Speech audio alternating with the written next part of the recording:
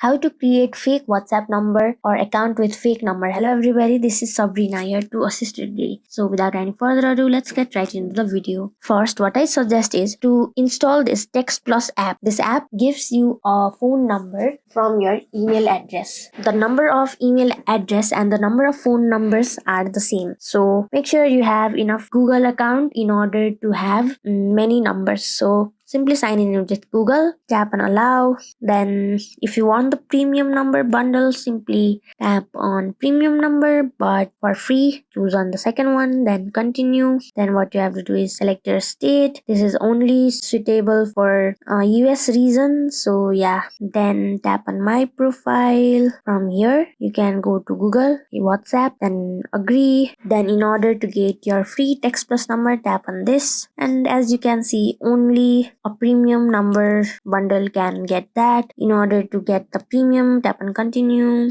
and you have to pay for it and select any number, and then you have to pick a plan, and you can simply use that number for your WhatsApp. So yeah, that's how you do it. Thank you for watching this video. Make sure to like, share and subscribe to our YouTube channel. If you got any questions, comment them down and I'll catch you in the next one.